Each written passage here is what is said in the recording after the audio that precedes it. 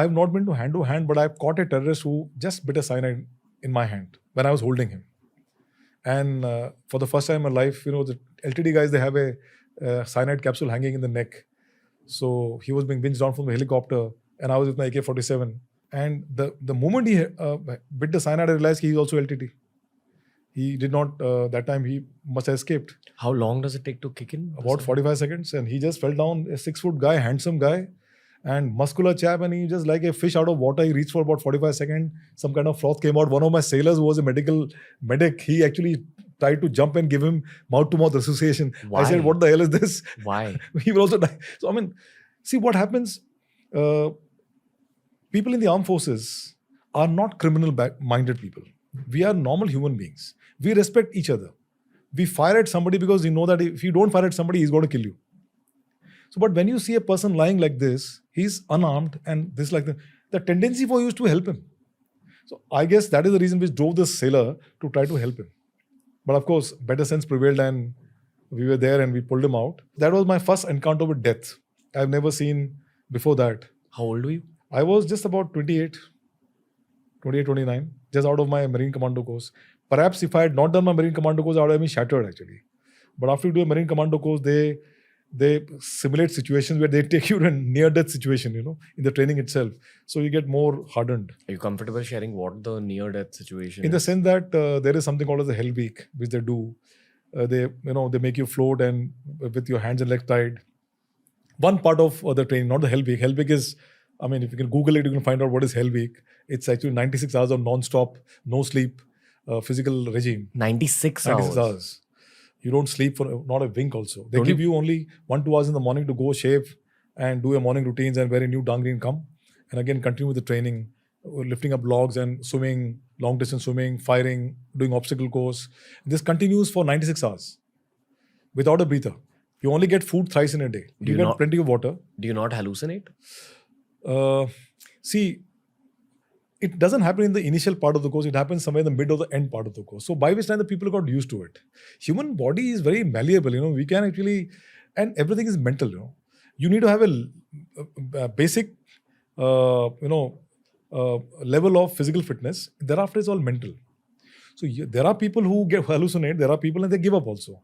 But I've not seen very many people giving up in the Marine Commando at least. Why didn't you give up? I didn't give up because I didn't have the feeling of giving up. You were just in a flow. And in our Hell Week was not that organized. So I guess the Hell Week which happens now is much more stringent. We were having, I would say, the casual version of the Hell Week. We had a different Hell Week, 18 hours of diving underwater. That is dangerous actually. It's actually dangerous for the body. But it saps you. 1 hour of diving is equal to 8 hours of physical labor on surface. Yeah. So it saps you. But then the body, with so much of training you do, you get used to this thing. And let me also tell you, the people who volunteer for this course have decided that we will do this. They have visualized what they want to become.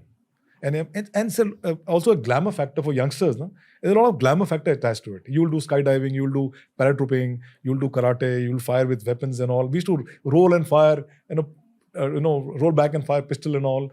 Then we have something called as room intervention drill. I'm just giving a random part of training. So room intervention is basically you're simulating a situation where how do you do hostage rescue. So there are mud walls, they made 7-8 rooms, they made a very complicated structure with the first floor and all. And they put cutouts of 2 heads, one is red, one is green. Now they give you 12 seconds, you have to go inside with 6 commandos and the 6 buddies, with total 12. And you have to sanitize each and everything in a matter of 12 to 14 seconds. So you have to get inside, kick the door open, see the target, and you have to hit.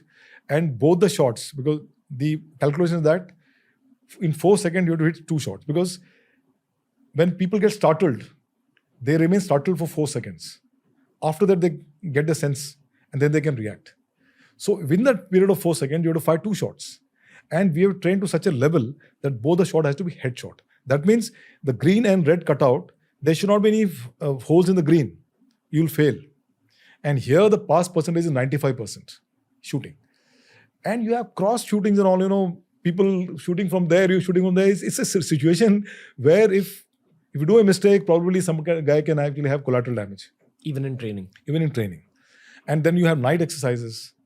Actually, when you do slithering, grappling, when you do parajumping, they are all high risk activities. You're diving underwater. At night, you're diving underwater. And so the animals you talked about, so many of them are dangerous. It becomes more dangerous. It becomes at more night. dangerous. But the funny part is, the best part is, when you're doing training, you don't feel like this. You never feel an element of risk or apprehension. You feel why? Because you have faith on the way the training is being conducted, number one. Number two, you have tremendous amount of faith on the instructors because they are very well trained. Number three, you have actually a lot of confidence, self-confidence on yourself. And number four, on your body. This four combination is a very deadly and potent combination. It holds you in very good stead. You mentioned that if you hadn't gone through Hell Week, you wouldn't have been able to deal with death. In the sense that not only the Hell Week, the entire course, it actually, they're all building blocks. They're all building blocks. So once those things happen, then you know that amongst the armed forces people, you are a niche and elite force. Your cutting edge has to be maintained. You'll be the first to go in and may not be the first to come out. So you have that kind of aura in you. So then you psych yourself mentally that, look, I am the best, and the government of India expects a lot of things from me as they may not be expecting from other people. So the aspect of being fearful, being scared is actually redundant. It doesn't come only. In any case, if you're fearful, it is a good emotion, because if you're fearful, then you start planning and thinking in a more, analyzing the thing much better, and that helps in safety and security of you and your people. Thank you for watching this clip. If you want to learn more about this topic, we've curated a playlist just for you, and here's a link to the whole episode.